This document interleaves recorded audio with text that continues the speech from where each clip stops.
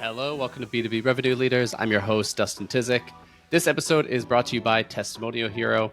So video testimonials and case studies, they build trust, but they take time to create and marketers are just spread really thin. So that's where Testimonial Hero comes in. They come in as an extension of your team focused on creating customer content. Learn more at testimonialhero.com. And on this episode, I'm joined by Mason Cosby, who is the founder of Scrappy ABM and the head of partnerships at Guru Media Hub. And this is round 2 with Mason. He's back on the show again. This time we're talking all about podcasts. So we talk about the 3 types of podcasts, how having a podcast without a strategy means you're destined to fail, how to measure the success of your podcast based on that strategy, and why you probably already have a podcast going without realizing it. On to the episode. Hey, Mason, welcome back to the show. Dustin, thanks for having me back. I'm glad to know that after the first time, it didn't scare everybody away. Exactly. We're here for round 2. I think I was saying you're the first one since our CEO who's been on here multiple times. We're starting the reunion tour. We're back on the podcast. We're going to talk about podcasts. Last time we focused on ABM. We talked about that a lot. If anyone wants to check it out, Scrappy ABM, you post a ton of content. But let's focus on podcasts and the idea or this concept you have of there's really 3 types of podcasts. So let's unpack that. What are those? Yeah, there's, again, at the core, if you're thinking about starting a podcast, it's generally for one of 3 core reasons. The first is you want as an input device for content creation. So I think of that as the content engine. The second is you recognize that on average, the booking rate on a podcast, when you ask somebody, is about 80%. You're like, shoot, my outbound program has a 1 to 3% response rate. And you're telling me that I can just, instead of saying, do you want to book a discovery call? I can say, hey, do you want to hop on a podcast? And 80% of people will say yes. Awesome. Account-based podcasting. And the third one is what I refer to now as the public figure podcast. And this is not one that I was very familiar with until I started Scrappy ABM. But we've been fortunate where I started a content engine podcast that like massively took off. And the goal is actually to convert audiences that live in other places, like an email list or a social following, into a podcast. Because what podcasts offer that is super unique is depth with the audience. People really feel like they get to know the host super well because they spend so much time with the host. So if you are a public figure and you're trying to figure out how do I not just have these lightning strike moments like speaking engagements, or how do I not just have these single like 2 to 3 minute engagements with my audience once a week through an email, how do I really build depth with an audience that really builds massive brand affinity? That's a public figure podcast. And then to put it really simply, content engines, generally speaking, have the aspiration to become public figures. But the reason I break it out into these 3 different categories is then how you measure success. Because if you think about it in these 3 different ways, you have different measurements of success, and then you can actually say, this is working, versus, oh, I only have 100 downloads an episode. I must be failing. Maybe, but maybe not. It depends on what the goal is based on the kind of podcast that you're building. Nice. That makes a lot of sense. I want to talk about those specific goals a little bit more, but first, just clarity, I guess, on the public figure one. So that's the Chris Walker play like he did with Refine, right? Where he was essentially Refine and had his podcast talk. So is that kind of the play that you're talking about on that side? I think Chris Walker is a prime example of how a content engine translates into a public figure podcast, because Chris Walker, when he started the podcast, like I hate to put it bluntly, but nobody really knew who he was. He just had some really good ideas that he just never stopped talking about. And then eventually it just blew up into where he's now essentially a household name in the B2B landscape for marketers. So again, at the core, the content engine is what Chris Walker built. He didn't care about downloads. He didn't care about what's the audience that's actually listening at Spotify or Apple. His primary goal was what are the content assets that we're developing that then further the message that we want evangelized in the market. Yeah, so I think that's an interesting way to go actually with the content engine to that. You mentioned repeating the same thing over and repetition, and that was totally the play there, right? The whole demand gen thing and just harping on that.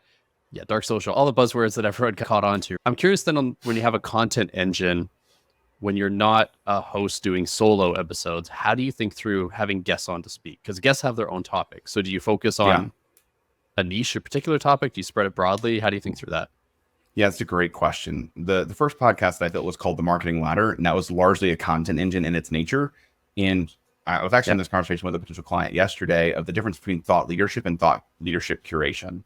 So in the context of a content engine, the Marketing Ladder, my primary goal was not to be viewed as the expert. I was the host of the party. The primary goal there was the brand association with a variety of people that were far smarter than me. And admittedly, after I did 120 episodes with a bunch of CMOs and VPs of marketing that were way smarter than me, people just assumed because of the brand association that I was then also a thought leader. And surprise, over time, I then transitioned from being a thought curator to a thought leader. So again, in that context, you would then invite guests that speak on a very specific niche over and over again. And the content engine is then the framing of how we address this topic. So I didn't have a careers podcast. I didn't have a marketing podcast. I had a marketing careers podcast. I don't have an ABM podcast. I don't have a no budget podcast. I have a no budget ABM podcast. So like it's the unique framing of the content that is then created. So when you invite guests on, it continues to be the brand association that you as an individual want over the long term. Yeah, that's really interesting, actually. I think maybe somewhere where, like with our podcast, it basically is a content engine podcast with, for the most part, with a sprinkle of account based. I do have some people on RCP that I pull in, but I think that's a key point that I have to think through. It feels weird to be talking about our podcast on the podcast, but no, it's useful.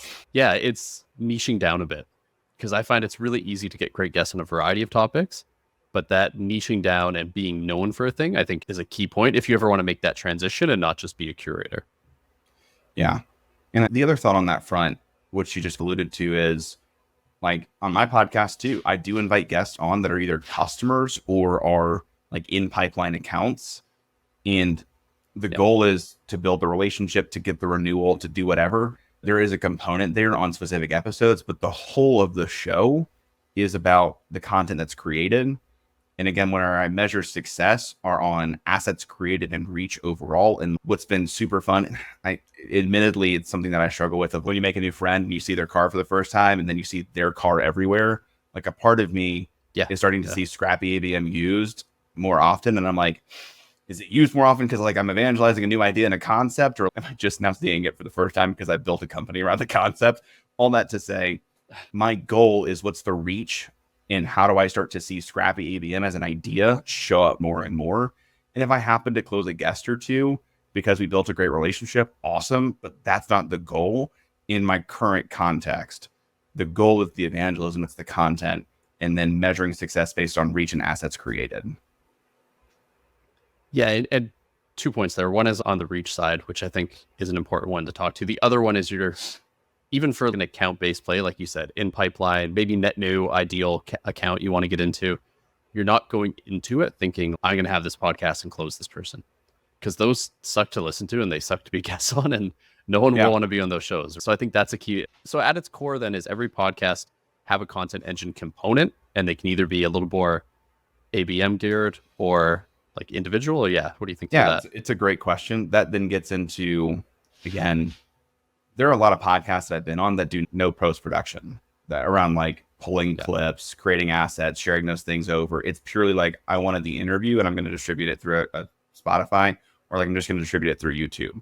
In that context, there's not a content engine because it's only, they created the interview and there were no further assets. So in that context, it's not a content engine. The primary goal for that should actually then be an account-based podcast where it is a relationship component and you are booking a call. And what I want to clarify is you're correct in the sense that if somebody comes into a show and says, hey, like I actually happened on a show where they booked 30 minutes.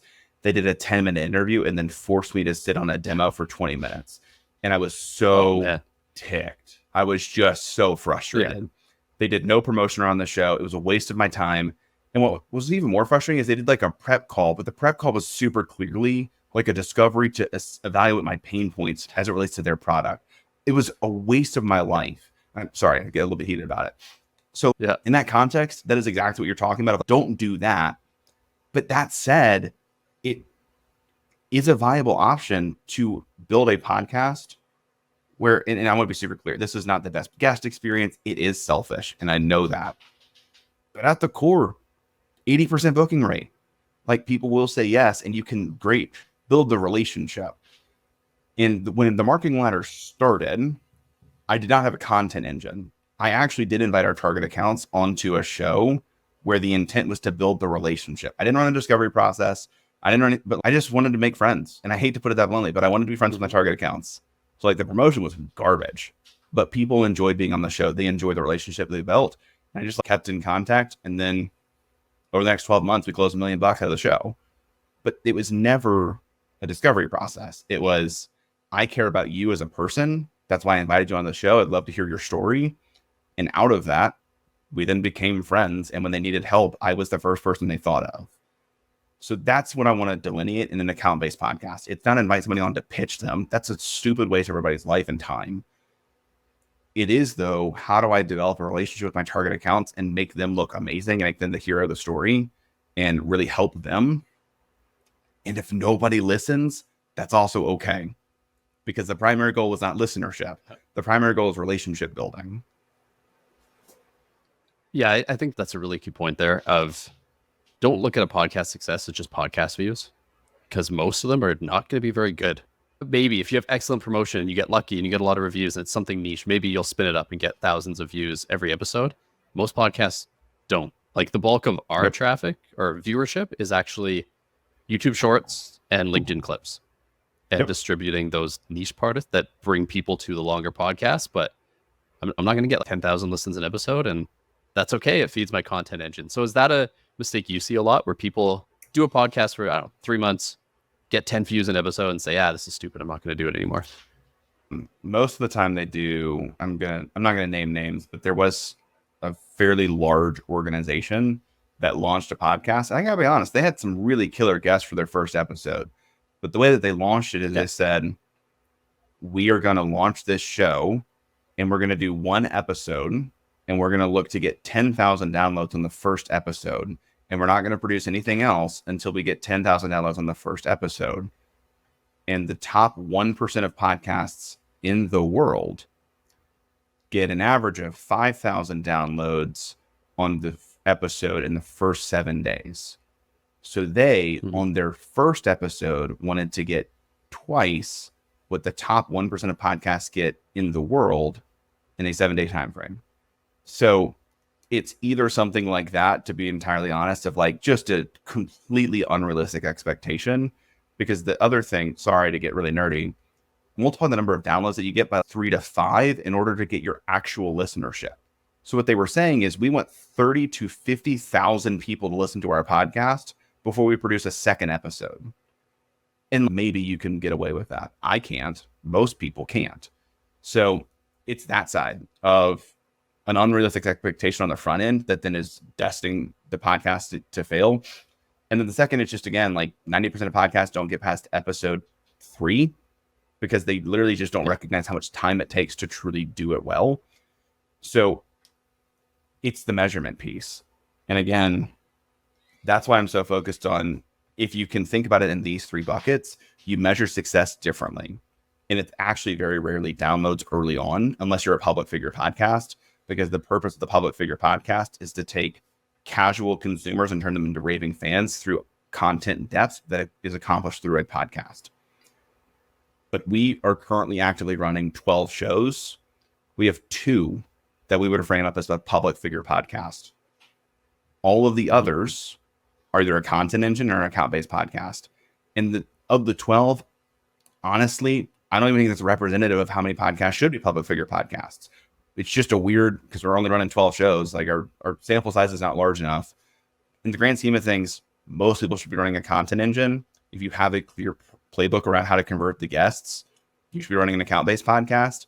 And then 5% of podcasts should be public figure podcast. That's not most people.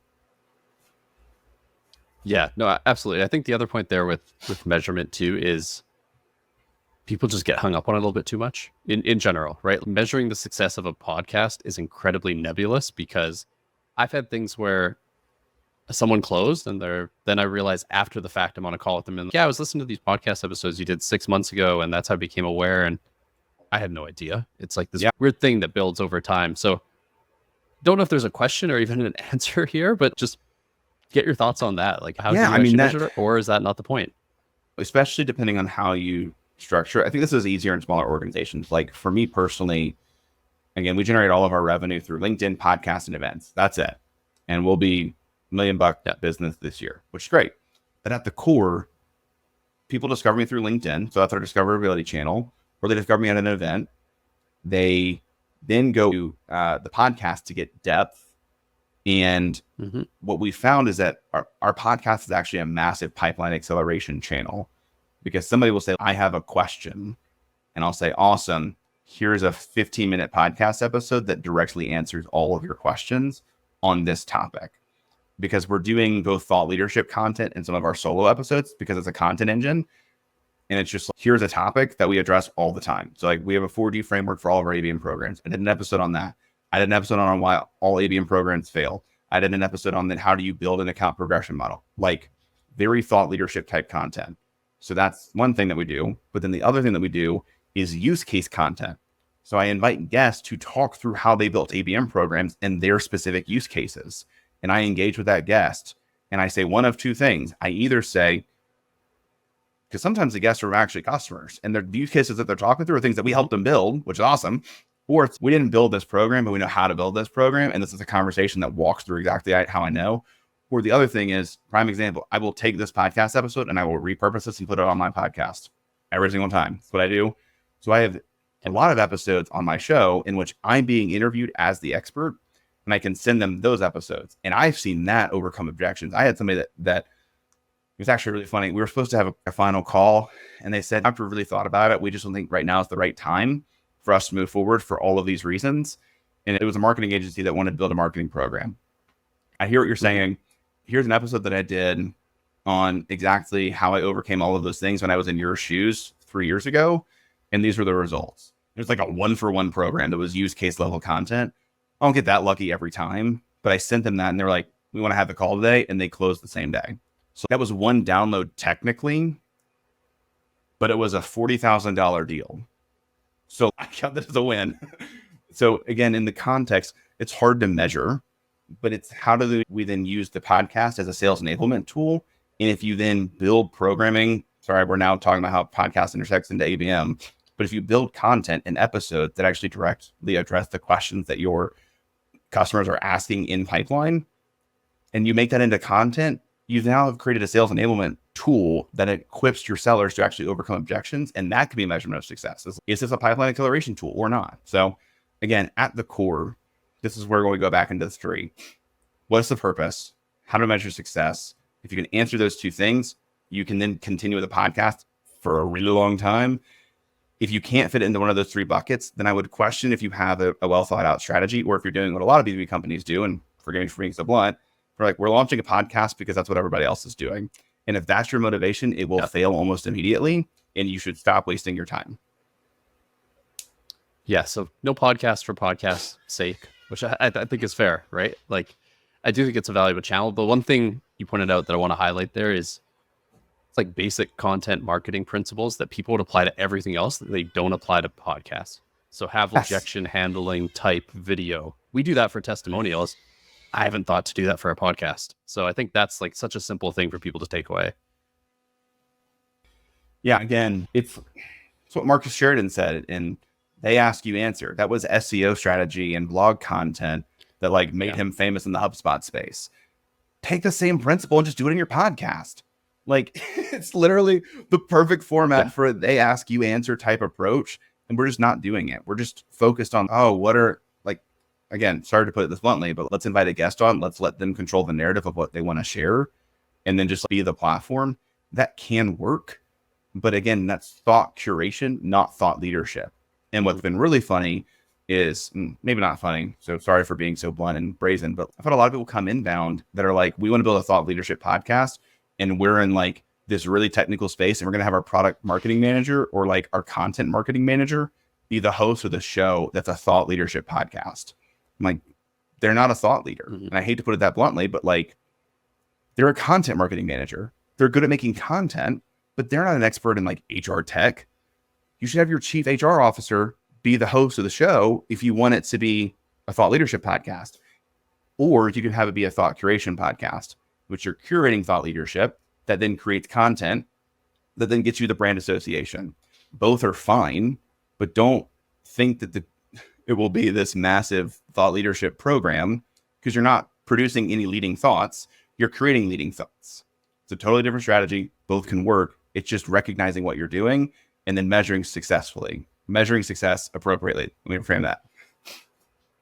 Yeah, I've been through both. So my podcast before this at a different company, I don't know, 4 years ago or something, it was basically HR.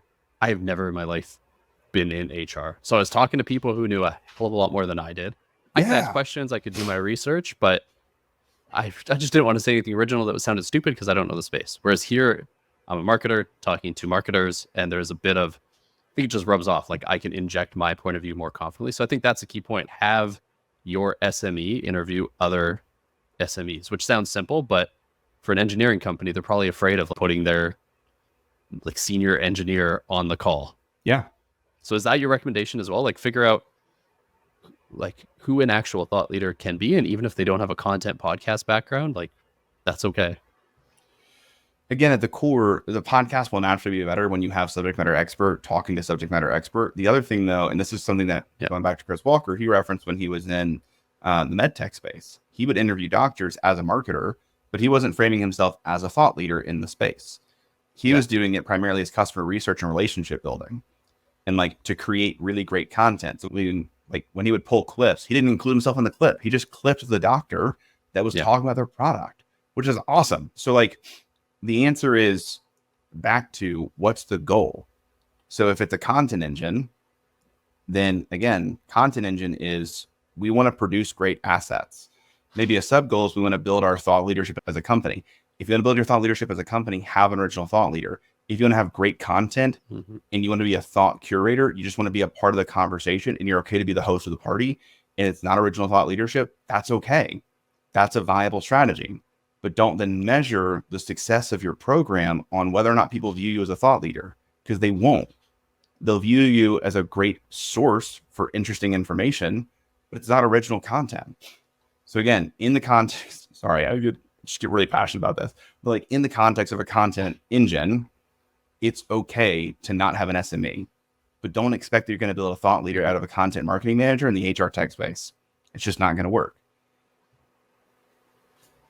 Yeah, no, absolutely. So I think it boils down to have a strategy, figure out how you measure. It's funny, this ties in with an episode I did a couple weeks ago. It was Jordan Shelton from Cave. He was talking about the content commodity trap too. Of if you continually just curate content, then you're just a curator, aggregator, and they won't actually remember where they saw the info.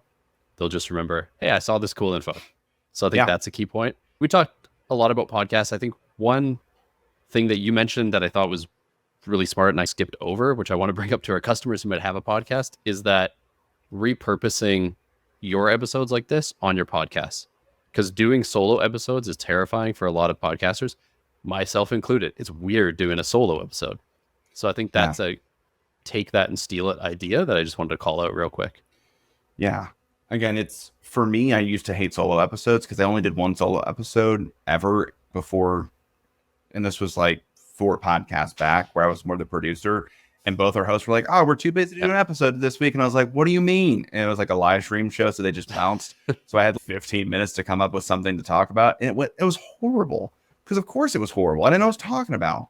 Whereas now I actually really love solo episodes. And the reason is you get a platform that you've already built to share exactly what you want to share and nobody else.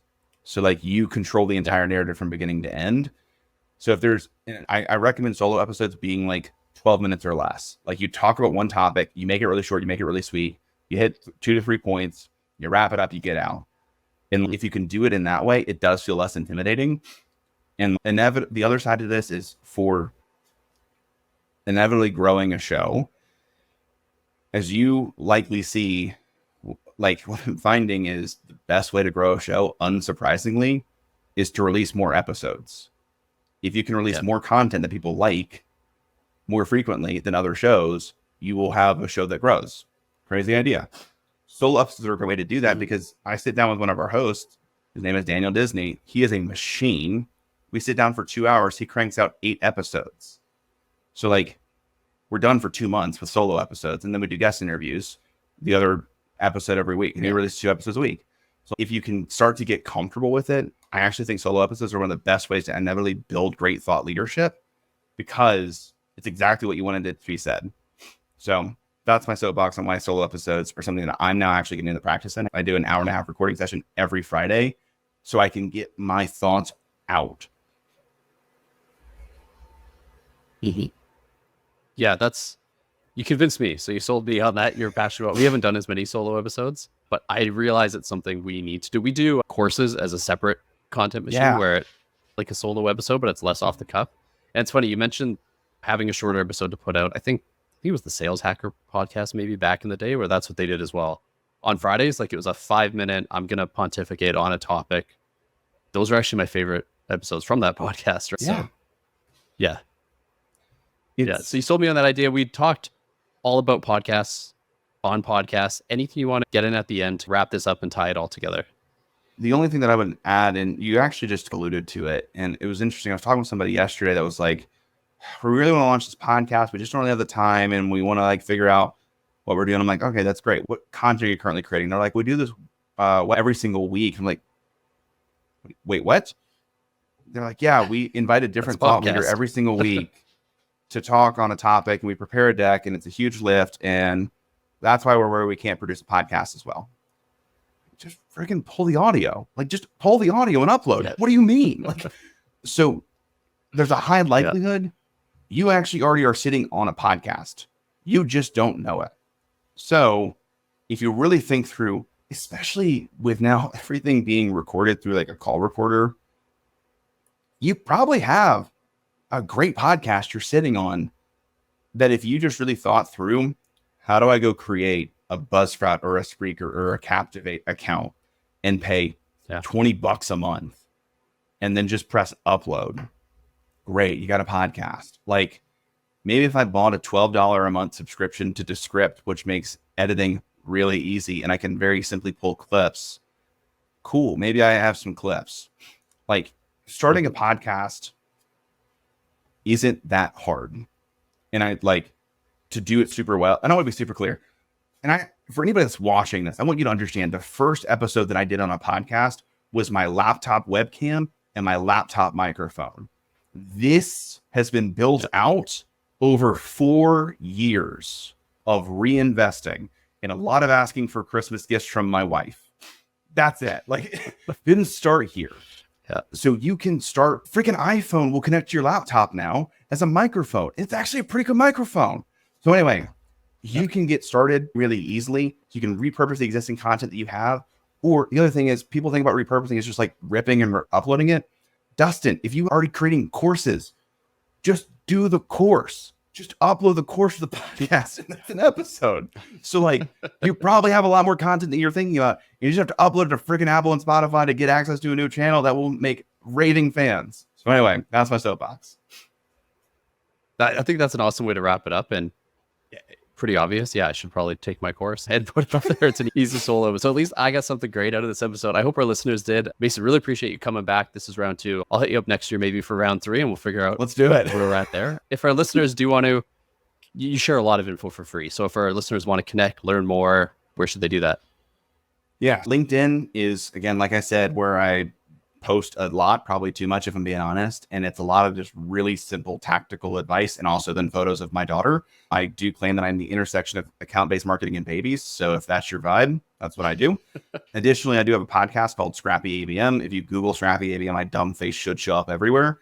And we release 2 episodes a week. And if this was helpful, again, I repurpose episodes from everything that I've been on, whether it be a webinar, whether it be another podcast episode. I'm interviewing guests on their very it's not a strategy podcast. I'm really intentional on that.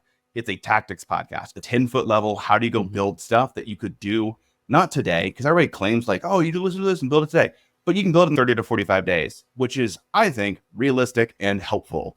So that's what we do. If that is of interest, scrappyabm.com, Scrappy ABM the podcast, Scrappy ABM everything is what I do for a living. Awesome. So we'll include those links. But yeah, basically, if you want tactical marketing advice on companies marketing, podcasts, or if you want cute baby pictures, follow Mason and you'll get what you need. So thanks, Mason. Really appreciate it. And yeah, we'll talk soon. Thank you. Thanks for listening to this episode. My key takeaway is just that idea around the 3 types of podcasts. So I always just thought about it as either a solo podcast or a guest podcast. But the distinction between a content engine versus an account-based podcast play is really interesting, especially around how you will measure them differently. So honestly, this episode made me rethink a few things about this podcast, and I hope it got your brain going a little bit too. If you enjoyed this episode, head on over to wherever you get your podcasts, hit subscribe, leave us a review. It's always appreciated. And as always, I'll be back next Tuesday with a new episode.